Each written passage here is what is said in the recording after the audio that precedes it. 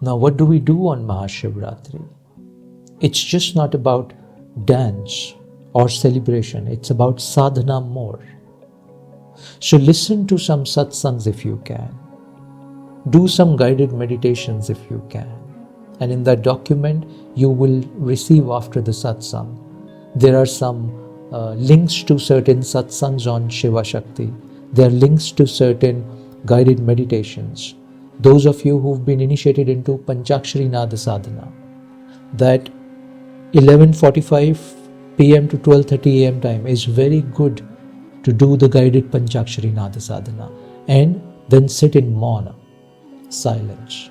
And when you're sitting in silence, you could either be focused on your Trikuti, which is the third eye center, or the Anahata center.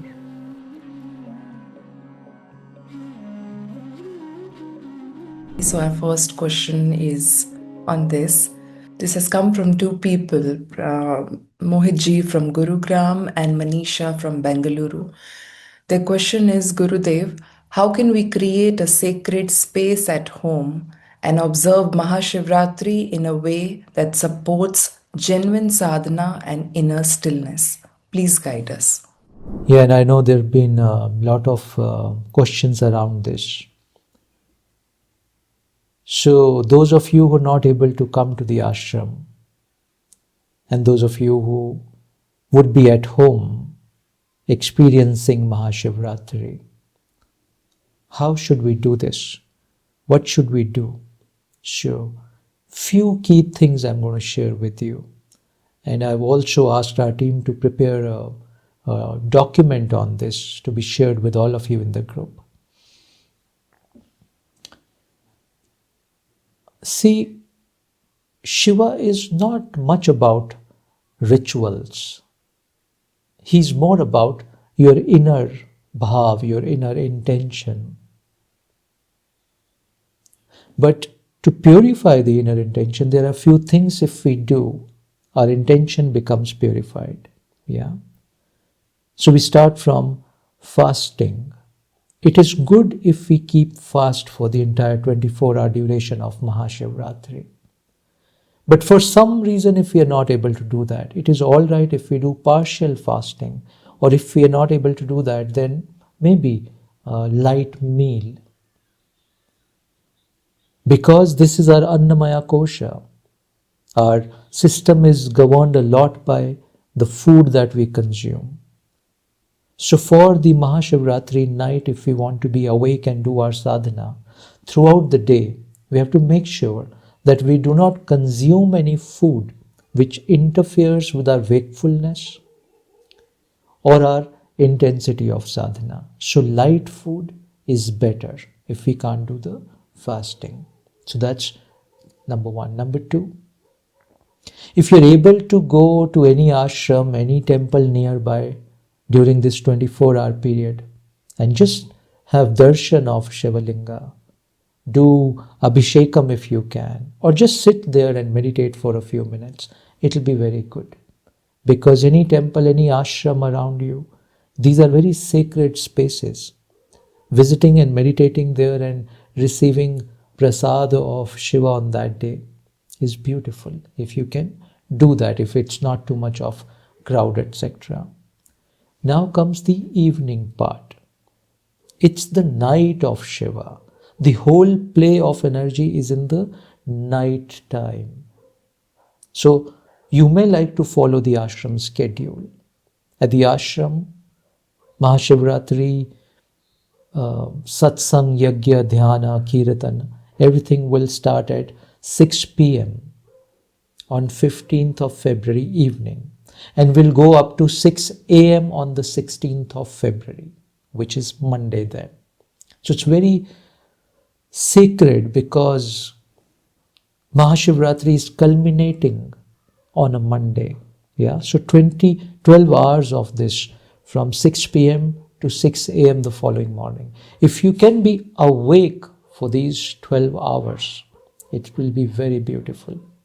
And if you have to be awake, please do not struggle with your wakefulness.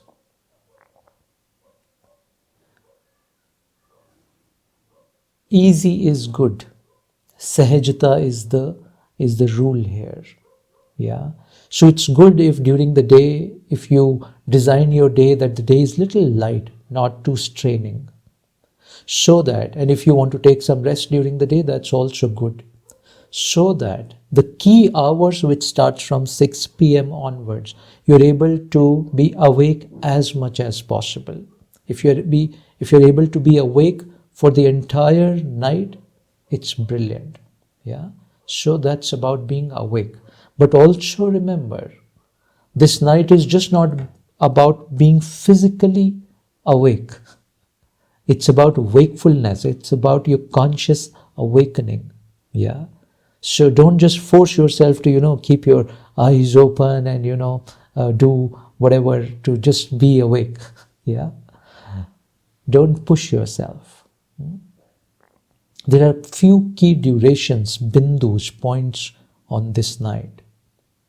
The first major milestone on Mahashivratri night is the ghadi between about 11:45 p.m. to about 12:30 a.m. So that 45 minutes is a shift time. So there will be about 3 different significant points of shifts on this night. So that's the first point of shift. If you can be awake at least till that point, brilliant. We'll talk about that. What do you do during the night? We'll go there. So first this point. Then the second bindu, the second point of transition will come at about 3:30, which is again going to last for about 45 minutes up to 4:15.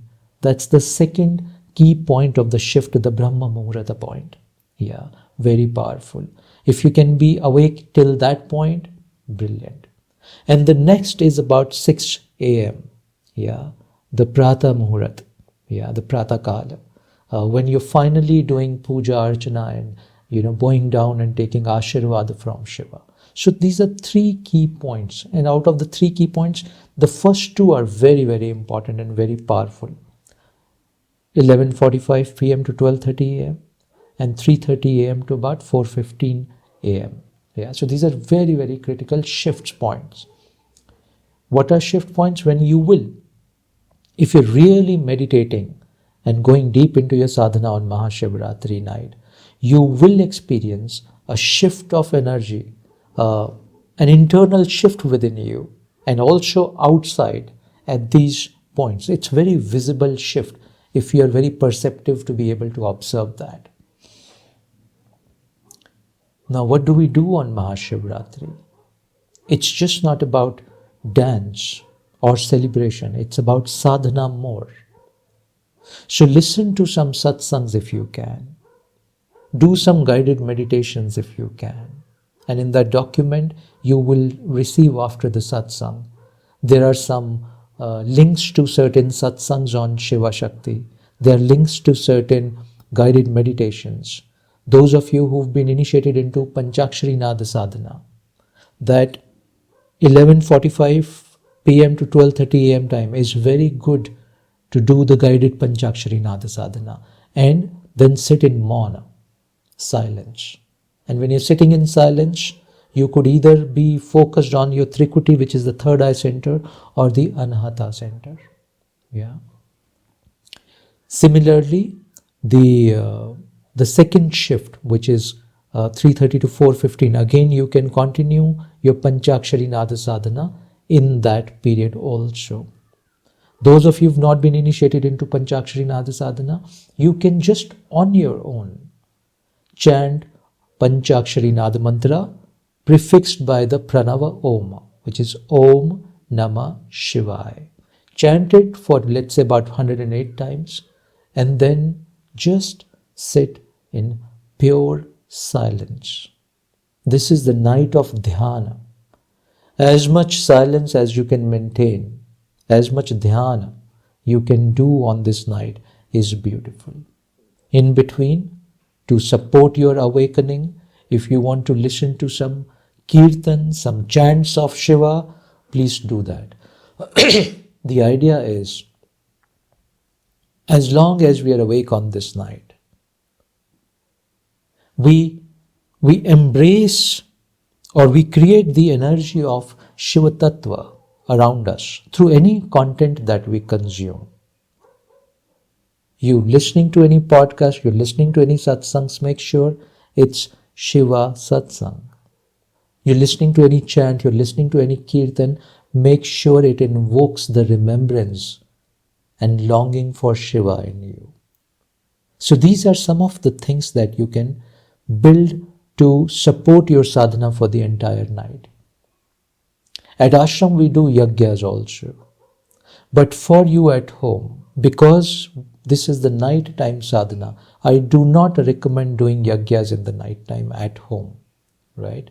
Unless you are an abhyast, you are a practitioner of certain yagyas, then it's okay for you to go ahead and do night yagyas. But if that's not a regular thing that you do as part of your sadhana or practice, then I will not recommend you to do night yagyas. However, if still you want to do yagya, the daytime is all right for yagya. What is the daytime? The 15th morning till sunset time. And also the 16th sunrise, Pratakala, to 16th sunset time. So both days, during the day only, at home, if you want, even without any panditji, etc., you can do a simple yagya, or maybe you can, while doing the yagya, you can chant Panchakshari mantra, or any other mantra that you've been either initiated into or you feel very connected to. And at the end of every cycle of the mantra that you chant, you just do swaha and pour whatever ahutis you want to pour in the yagya.